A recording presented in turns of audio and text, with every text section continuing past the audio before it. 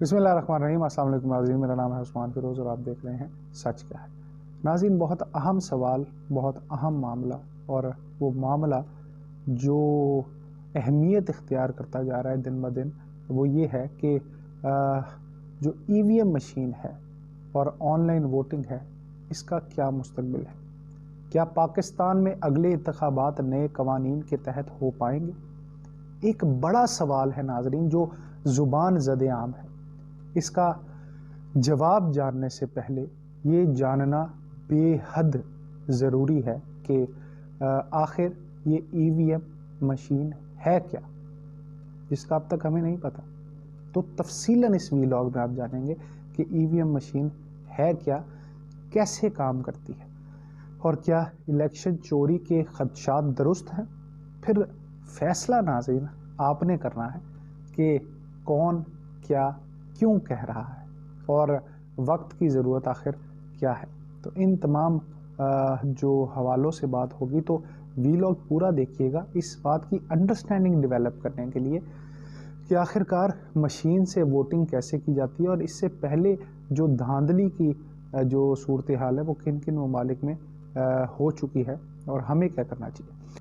नाज़रीन, पाकिस्तान में दुनिया के दीगर ममालिक की तरह हर इलेक्शन पर धांधली का शोर उठता है। 1970 के बाद शायद ही कोई ऐसा इलेक्शन हो जिसमें हारने वाली पार्टी ने जीतने वालों पर धांधली का इल्ज़ाम ना लगाया हो। ये धांधली मुकामी सतह पर हो, मुनज़्ज़म हो, या इलेक्शन से पहले धांधली की कोई सूरत इस्तेमाल की गई हो, शोर ज़रूर उठता है। नाज़रीन, वज़ीर-ए-आज़म इमरान खान साहब को लगता है कि इस मुल्क का सबसे बड़ा मसला जो है वो इंतखाबी इस्लाहात का ना होना ही है। मसला तो ये यकीनन है, मगर शायद सबसे बड़ा नहीं है। अब सवाल ही पैदा होता है कि अगर इलेक्ट्रॉनिक वोटिंग इतनी ही मुफीद है तो फिर अमरीकी सदर डोनाल्ड ट्रंप ने भी, आपको याद होगा, जो इलेक्शंस हुए हैं उसमें इलेक्शन चोरी के इल्ज़ामात लगाए थे। अब वो इलेक्शन चोरी के इल्ज़ामात क्यों लगाए फिर उन्होंने, ये भी बहुत अहम बात है। जहां दुनिया की एक बड़ी जमहूरियत होने की वजह से वोटिंग और इसकी गिनती बहुत हद तक इलेक्ट्रॉनिक है और डिजिटल हो चुकी है, ये मैं बात कर रहा हूँ अमेरिका की, उसके बावजूद जो डोनाल्ड ट्रंप है उसने धांधली का इल्ज़ाम लगाया है। अब नाज़रीन, आपको बताते हैं कि इलेक्ट्रॉनिक वोटिंग जो है वो बेसिकली है क्या। तो इलेक्ट्रॉनिक वोटिंग का एक ऐसा निज़ाम है जो वोटों की गिनती और रिकॉर्ड करने के लिए इलेक्ट्रॉनिक तरीक़ों का इस्तेमाल करता है। मैं आपको एग्जांपल्स दे के बताऊंगा। कुछ इलेक्ट्रॉनिक वोटिंग सिस्टम जिस्मानी बैलेट का इस्तेमाल करते हैं, जिनका इंतखाब फिर इलेक्ट्रॉनिक तौर पे होता है। जैसे आपको याद होगा कि RTF सिस्टम पे हम सब ने वोट कास्ट किए थे जाके, उसके बाद वोट की जो इवैल्यूएशन थी वोट्स की, वो एक सॉफ्टवेयर के थ्रू हुई थी। और दूसरा ये कि जिस्मानी, अब जो दूसरी टाइप है वो ये है कि जिस्मानी बैलेट को इलेक्ट्रॉनिक वोटिंग मशीन से तब्दील कर देते हैं, यानी जो थंब इंप्रेशन से हो रहा है या जो EVM का मॉडल आपने देखा है वो। कुछ मामलात में नाजरीन वोटर इंटरनेट पर अपना वोट डाल सकते हैं। अब ये वो कड़ी है जो ओवरसीज़ के लिए या दूर दराज मकामात पे लोग जो बैठे हैं, जो वोट कास्ट नहीं कर सकते, या बुज़ुर्ग हैं, या कोई उनको आर्जा है, या कोई बीमारी है, या कोई माजूरी है, उस सूरत में। तो नाज़रीन, 2018 में आपको याद होगा कि एक रिज़ल्ट ट्रांसमिशन और मैनेजमेंट सिस्टम जो है वो आया था, जिसको RTF कहा गया था। वो लोड बर्दाश्त नहीं कर सका था, एंड पे जो है वो बैठ गया था, जिसका तज़किरा भी होता है। अब वो बैठ गया था तो उसकी वजह से पूरा का पूरा जो इलेक्शन था वो मशकूक हो गया था। जबकि वोटिंग में इस्तेमाल होने वाली जो इलेक्ट्रॉनिक वोटिंग मशीन EVM जो है वो उस वक्त जब उसकी सजेशन आई थी, तो फिर उसको क्यों रद्द किया गया था? वो इसलिए रद्द किया गया था कि वो 3 गुना इजाफी अखराजात उस पर इलेक्शन के प्रोसेस में लगने थे, इसलिए उस वक्त उसको रद्द कर दिया गया था। नाज़रीन, अब ये बात भी बड़ी इंपॉर्टेंट है कि आम तौर पे दुनिया में 2 तरह की वोटिंग राइज है। अभी मैं आपको पहले बता चुका हूँ, लेकिन मैं आपको दोबारा ज़रा वाज़े कर देता हूँ कि कौन कौन सी है। एक ये कि इलेक्ट्रॉनिक वोटिंग मशीन जो पोलिंग स्टेशन में नस्ब होती है, जो मॉडल आपने देखा, और इलेक्शन अथॉरिटी या गवर्नमेंट के नुमाइंदे इसकी निगरानी करते हैं। अब दूसरा तरीका ये है कि इंटरनेट के ज़रिए दूर दराज के इलाके से वोट इलेक्शन अथॉरिटी को इलेक्शन की तारीख से पहले भिजवा दिया जाता है। اب عام طور پہ دنیا میں یہ دو ماڈل جو ہیں یا دو طریقے ہیں، ماڈلز نہیں ہیں معذرت کے ساتھ، طریقے ہیں جو رائج ہیں۔ اب الیکٹرانک ووٹنگ سسٹم سے جو فائدے کیا ہوتے ہیں آپ کو پہلے وہ بتا دیتے ہیں، اس کے بعد آپ کو ریگنگ اور چیزوں کا بتائیں گے، بڑے اہم انکشافات کریں گے، اہم ڈیٹیلز دیں گے۔ ناظرین، اس سے عمل تیز ہو جاتا ہے ووٹنگ کا، اور ووٹنگ کے عمل کی نگرانی اور ووٹ گرنے والے سٹاف کی تعداد بھی کم ہو جاتی ہے، کیونکہ اس کو الیکٹرانکلی پاسبل کر لیا جاتا ہے، اس لیے لوگوں کی تعداد کم ہو جاتی ہے۔ ووٹر وقت بچ جاتا ہے، تھم امپریشن دیتا ہے، اس کو اپنا ووٹ کاسٹ کرتا ہے، ٹک کرتا ہے اور that's it. Electronic voting system خصوصی افراد کو بھی آسانی سے ووٹ ڈالنے کی سہولت دیتا ہے۔ دور دراز علاقوں میں نے جیسے پہلے آپ کو عرض کیا ہے کہ آپ کو بوڑھا ہے یا کوئی معذور ہے یا کوئی اس طرح کا، اور اس کے ساتھ ساتھ جو بیرون ملک بہت اوورسیز کا بہت زیادہ تذکرہ ہے آج کل، تو اوورسیز کیسے ووٹ کاسٹ کریں گے، وہ بھی انٹرنیٹ پر بیٹھ کے اپنا ووٹ کاسٹ کر سکتے ہیں۔ اب یہ کیونکہ مجموعی طور پہ لوگ بڑھ جائیں گے، اوورسیز پہلے انوالو نہیں ہو سکتے تھے، بوڑھے لوگ نہیں آ سکتے تھے، تو ظاہر ہے ناظرین اس کا جو ٹرن آؤٹ ہے وہ بھی الٹیمیٹلی ووٹرز کا بڑھ جائے گا۔ دوسری جانب جو ناظرین نظام پیچیدہ ہو جاتا ہے، اب میں دوسری طرف آ رہا ہوں اور آپ کو سکھاتا ہوں، سمجھاتا ہوں کہ اس کی پیچیدگیاں کیا ہیں۔ سافٹ ویئر کا استعمال ناظرین بڑھتا جا رہا ہے، لیکن اس کے ساتھ ساتھ ایک بڑی امپورٹنٹ بات ہے کہ سافٹ ویئر ہیک ہونے اور فراڈ کے امکانات بھی بڑھتے جا رہے ہیں۔ اس کی ایک مثال امریکہ کے 2016 کے الیکشنز ہیں، جب سسٹم ہیک ہونے اور اس میں رد و بدل کی سازش کے عالمی سطح پر الزامات لگے تھے۔ تو حالیہ الیکشن میں یاد ہوگا آپ کو، جو میل بیلٹنگ تھی، میل کہتے ہیں جو میں نے آپ کو بتایا انٹرنیٹ سے تھرو میلنگ بیلٹنگ ہوتی ہے، اور ووٹوں کی گنتی پر بھی اس جو الیکشن تھے اس میں دھاندلی کے الزامات ہمارے سامنے آئے تھے۔ اب ناظرین، کمرشل الیکٹرانک مشینیں، پاس ورڈز، کی بورڈز اور عوام کی حقیقی عمل تک رسائی نہ ہونے سے سب سے بڑے نقصانات جو ہیں وہ منظر عام پر آتے ہیں۔ انہی وجوہات کی بنا پر نیدرلینڈ، آئرلینڈ، برطانیہ اور جرمنی جیسے ممالک میں بھی ای ووٹنگ جو ہے وہ اس کے عمل کو ناظرین ترک کر دیا گیا۔ تاہم ایک امپورٹنٹ بات یہاں پہ، کون ہے ہمارا ہمسایہ ملک؟ انڈین الیکشن سسٹم جو ہے کمیشن، اس نے اس کی حمایت کر دی تھی، اور ادھر جو سسٹم نصب ہے وہ اس کو ہم بولتے ہیں DRE سسٹم جو استعمال ہو رہا ہے۔ ان مشینوں کو بھارتی سیکیورٹی اداروں نے اپنے الیکشن کمیشنز کی ضرورت کے مطابق جو ہے وہ بنایا گیا، یعنی اس کو ترتیب ہی ایسے دیا گیا ہے کہ وہ ملک اور الیکشن کمیشن کی جتنی بھی پرابلمز ہیں اس کو ایڈریس کرتا ہے، اور ایڈریس کرنے کے ساتھ ساتھ ان کے ووٹنگ پروسیس کو آسان بنا دیتا ہے۔ ناظرین، پاکستان کو دنیا کے تجربے سے سیکھنے کی ضرورت ہے۔ ایک پیچیدہ نظام کو اختیار کرنے سے ہمارے ملکی حالات میں پیچیدگیاں مزید بڑھ جائیں گی۔ یہ بات تو بہت حد تک درست ہے ناظرین کہ پاکستان میں الیکشن چوری نہیں کیا جاتا، میں پھر کہہ رہا ہوں چوری نہیں کیا جاتا، لیکن اس کو انجینئرڈ کیا جاتا ہے، اس کو مینیج کیا جاتا ہے۔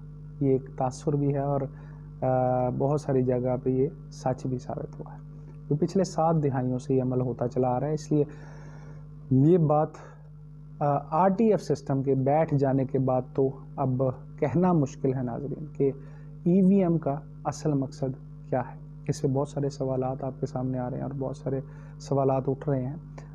کیوں حکومت EVM پر ہی زور دیے جا رہی ہے؟ ان کو جمہوریت بچانے کا ایک ہی طریقہ کیوں نظر آ رہا ہے اس وقت؟ یہ بھی ایک بڑا اہم سوال ہے۔ اب ناظرین، ہم آپ کو بڑی ڈیٹیل میں یہ بتائیں گے کہ جو بل پاس ہوا EVM کے حوالے سے وہ اصل میں کیا تھا، اور اپوزیشن کا اس پہ کیا رد عمل تھا، اور الٹیمیٹلی اس کے نتائج کیا برآمد ہوں گے، اور الیکشن کمیشن جس نے یہ سارا پروسیس کرنا ہے اس کی کیا اس پہ ورڈکٹ ہے۔ ناظرین، پاکستان کے پارلیمان کے مشترکہ اجلاس میں پاکستان میں گزشتہ ماہ اپوزیشن کے اعتراضات اور واک آؤٹ کے باوجود انتخابات میں رائے شماری کے لیے EVM کے استعمال کا ترمیمی بل منظور کیا ہوا۔ جس کے تحت سن 2017 کے الیکشن ایکٹ میں 2 ترامیم تجویز کی گئی۔ اب یہ بات یہاں پہ جاننی بہت ضروری ہے کہ میں نے جیسے پہلے بتایا کہ اس پہ اپوزیشن کا واک آؤٹ سامنے ہے۔ پہلے یہ کہ رائے دہی کے لیے الیکٹرانک ووٹنگ مشین کا استعمال ہوگا، یہ پہلی تجویز تھی۔ دوسری یہ کہ بیرون ملک مقیم پاکستانیوں کو انٹرنیٹ کے ذریعے ووٹنگ کا حق ملے گا۔ یہ پوری پکچر میں آپ کو پہلے ایکسپلین کر چکا ہوں کہ اس طرح کی جو الیکٹرانک ووٹنگ کی صورتحال وہ ان 2 چیزوں کے اوپر چلے گی۔ اجلاس کے بعد ناظرین جو وزیر اطلاعات ہیں انہوں نے اعلان کیا تھا کہ پاکستان میں آئندہ عام انتخابات الیکٹرانک ووٹنگ مشینز سے ہوں گے، جبکہ 90 لاکھ بیرون ملک مقیم پاکستانیوں کو بھی جو ہے وہ بذریعہ انٹرنیٹ یہ سہولت میسر ہوگی کہ وہ اپنا ووٹ کا حق استعمال کر سکیں گے۔ ناظرین آگے چل کے اس ویڈیو میں آپ کو بتاؤں گا کہ الیکشن کمیشن نے کیا کیا تحفظات کا اظہار کیا اور وہ کتنے امپورٹنٹ ہیں۔ حکومت اس وقت یہ کیسے کہہ سکتی ہے؟ اس وقت بات کریں گے اپوزیشن رہنماؤں کی، جنہوں نے اس قانون کو عدالت میں چیلنج کرنے کا اندیا دیا تھا۔ وزیر اطلاعات نے یہ بھی واضح کیا تھا کہ اگر آئندہ انتخابات نئے قانون کے تحت نہ منعقد ہوئے تو پھر ایسے میں الیکشن کمیشن کی فنڈنگ بھی روکی جا سکے، سیدھی دھمکی دی تھی۔ ناظرین قابل ذکر بات یہ ہے کہ قومی اسمبلی کی قائمہ کمیٹی برائے قانون و انصاف کے سامنے سیکٹری الیکشن کمیشن نے بریفنگ کے دوران بتایا تھا، اب یہ بریفنگ سننے والی بڑی امپورٹنٹ، آپ کو سارا ربط کلیئر ہو جائے گا کہ الیکٹرانک ووٹنگ مشین کا بل تو پاس ہو گیا ہے، لیکن الیکشن کمیشن آئندہ انتخابات EVM کے مطابق کروانے کا پابند نہیں ہے۔ زور حکومت ڈال رہی ہے اور الیکشن کمیشن کو اس بات پہ اب کرٹیسائز بھی کر رہی ہے، لیکن انہوں نے ایسا کیوں کہا؟ انہوں نے کہا اس مشین کا استعمال اگلے الیکشن میں ہوگا یا نہیں ہے ابھی اس حوالے سے کچھ نہیں کہہ سکتے۔ یہ الیکشن کمیشن کا موقف تھا اور کن بنیادوں کی اوپر انہوں نے یہ بات کی کہ اس کے استعمال میں، اس مشین کے استعمال میں انہوں نے کہا کہ کئی چیلنجز ہیں ابھی، اور وہ ہمیں اس سے پہلے 14 کٹھن مراحل سے گزرنا ہوگا۔ اس پلان کو امپلیمنٹ کرنے کے لیے 14 سٹیپس ہیں۔ سیکٹری الیکشن کمیشن نے اس حوالے سے قائمہ کمیٹی کو ناظرین بریفنگ دیتے ہوئے کہا کہ EVM کے استعمال میں درپیش جو مسائل ہیں اور مشکلات ہیں وہ اس کی انہوں نے تفصیلات بھی بتائیں، اور یقیناً تفصیلات میں انہوں نے کہا کہ اس منصوبے کے 3-4 پائلٹ پروجیکٹس جو ہیں وہ کرنے پڑیں گے۔ اب پائلٹ پروجیکٹ کیا ہوتا ہے کہ پہلے آپ کسی جگہ پہ اس کو انسٹال کرتے ہیں، اس کے ریزلٹس دیکھتے ہیں، اس کے اندر آنے والے ایررز کو دیکھتے ہیں۔ تو پائلٹ پروجیکٹس یعنی پہلے کچھ مشینوں کو امپلیمنٹ کر کے لگا کر اس کے بعد ریزلٹس اور ایررز کو دیکھ کے پھر جو ہے وہ فیصلہ ہوگا، اور اس میں خاصا وقت درکار ہوگا۔ ایک پولنگ سٹیشنز پر کتنی ووٹنگ مشینیں چاہیے اس کا تعین بھی تاحال نہیں کیا جا سکا۔ یہاں مسئلہ صرف دھاندلی کی خدشات کا نہیں بلکہ اور بھی مسائل بتائے جاتے ہیں۔